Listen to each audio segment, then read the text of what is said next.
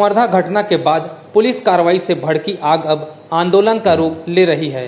धमतरी में विश्व हिंदू परिषद ने एक दिवसीय धरना दिया, जिसमें सभी समाज के लोगों ने मंच पहुंच समर्थन दिया। मंच से सभी ने निर्दोष लोगों को निशर्त जेल से छोड़ने की मांग शासन से की। धरना स्थल पर धमतरी के उन 13 युवकों के परिजनों को अलग से स्थान दिया गया था, जिन युवकों को दंगे के आरोप में जेल भेज दिया गया है। विहिप के मंच से राज्य शासन को चेतावनी देते हुए कहा गया कि अगर इसी तरह अन्याय होता रहा तो आगे उग्र आंदोलन किया जाएगा। धरना में सर्व समाज की उपस्थिति से एकजुटता दिखी। आगे भी ऐसी ही एकजुटता दिखाने की अपील लोगों से की गई।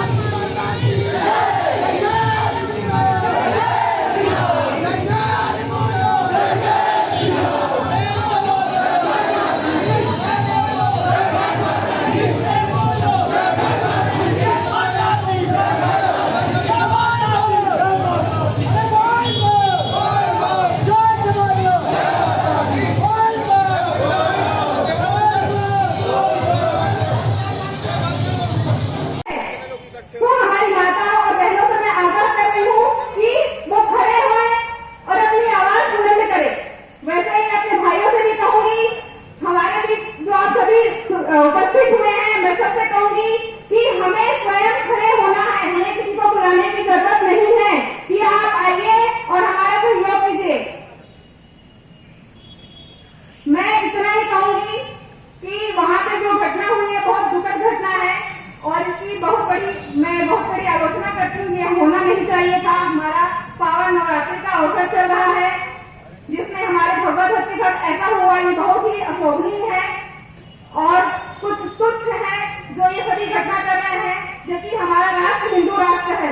उसके बाद भी हम सभी, हमारी संख्या ज्यादा होने के बाद भी कुछ प्राणी है जो ये सभी घटनाएं कर रहे हैं और हम उसका विरोध भी नहीं कर पा रहे हैं, हमें रोका जा रहा है। तो अपनी आवाज उठाइए और इसका पुरजोर विरोध कीजिए। इसी के साथ मैं अपनी वाणी को विराम दूंगी। जय श्री राम, जय जय श्री राम, भारत माता की, भारत माता की।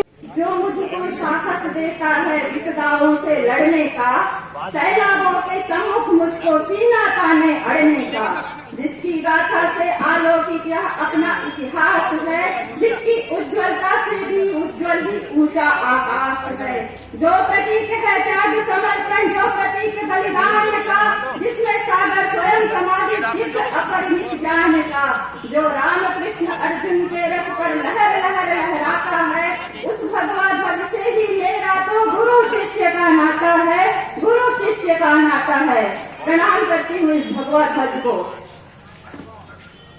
हम गर्व का अनुभव करते हैं जब हमारे सनातन धर्मावलंबी स्वामी विवेकानंद 7 समुद्र पार जाकर जब इस धर्म ध्वजा को अपने कंधे पर लेकर हिंदुत्व के परिचय देते हुए उस विश्व पटल पर अपनी एक अमिट छाप छोड़ी, जिसकी गाथा आज भी हम गाते हैं और गर्व का अनुभव करते हैं।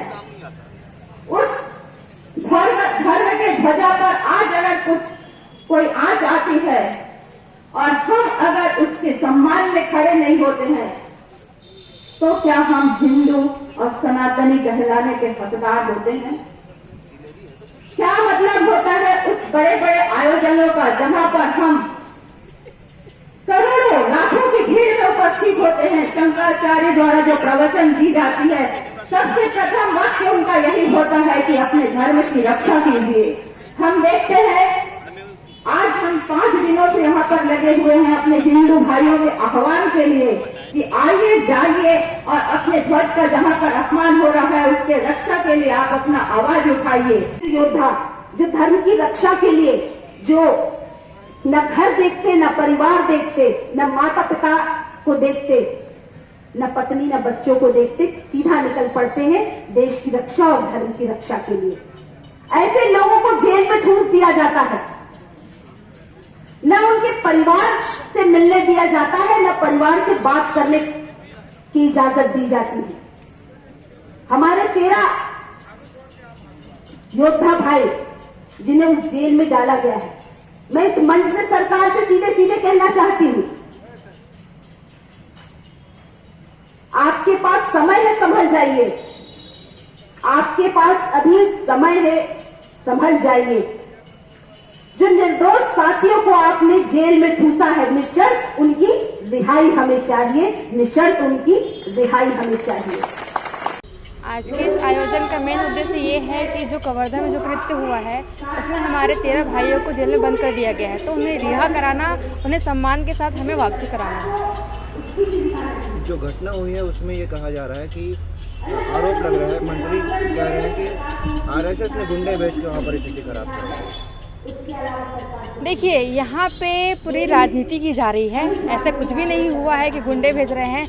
आपको पता होगा कि वहाँ पे हमारे जो भाई हैं वो अपना नवरात्रि का हमारा पर्व चल रहा है जिसमें वो भगवा ध्वज लगा रहे थे पूरे शहरों में, तो उस भगवा ध्वज को कुछ कृत्य हैं जो मुसलमान हैं उन्होंने भगवा ध्वज को गिरा दिया और उस पर रौंदा, उस पर कुचला, उस पर गालियाँ दी, उस पर थूका, इसलिए उस पर विवाद खड़ा हुआ है। तो उसमें ऐसा नहीं है कि किसी ने आरएसएस के गुंडे भिजवा दिए, ये साबित कीजिए कि किसी ने गुंडे भिजवाए हैं। यहाँ पर विश्व हिंदू परिषद की ओर से एक धरना प्रदर्शन किया गया है, जो कवर्धा को जो सांप्रदायिक एक पक्षपात को लेकर के कार्य किया गया, इसके लिए यहाँ पर न्याय के लिए धरना प्रदर्शन किया जा रहा है। विश्व हिंदू परिषद की ओर से यहाँ पर हम आए हुए हैं। जी बताएंगे, कवर्धा को कबीर धाम बोला जाता है और वहाँ एक कृत्य हुआ है, इसके बारे में क्या कहेंगे? कवर्धा कबीर धाम है जहाँ पर सांप्रदायिक जिस ढंग से दंगा किया गया है और उसमें निष्पक्ष जांच नहीं हो पा रहा है, उस बात को लेकर के यहाँ पर विश्व हिंदू परिषद की ओर से धरना प्रदर्शन किया गया है। और मैं मानता हूँ कि संविधान से बढ़कर के कोई नहीं है, इसलिए न्याय होनी चाहिए। देखिए, हमारे कवर्धा में एक बहुत ही बड़ी जो शर्मसार घटना कहना चाहिए, क्योंकि हम सब हिंदुस्तान में रहने वाले लोग हैं और हिंदुस्तान में अगर भगवा ध्वज का अगर अपमान होगा तो इसको सहन हिंदुस्तान के लोगों के द्वारा नहीं किया जाएगा। और जिस तरह से कृत्य लगातार हो रहे हैं यहाँ पे एक धर्म विशेष को लाभ पहुँचाने के लिए या उनको सपोर्ट करते हुए हिंदुओं के ऊपर जो कार्रवाई वर्तमान सरकार के द्वारा की जा रही है, यह वास्तव में काफ़ी शर्मनाक स्थिति है। अगर हम अपने पारंपरिक जो त्यौहार है, अगर दुर्गा पूजा में हम अपने भगवा ध्वज को अगर गांव में न लगाएं, किसी के घर के सामने न लगाएं, अगर इसमें हम लोगों को छूट नहीं दी जा रही है तो काफ़ी शर्मनाक स्थिति है।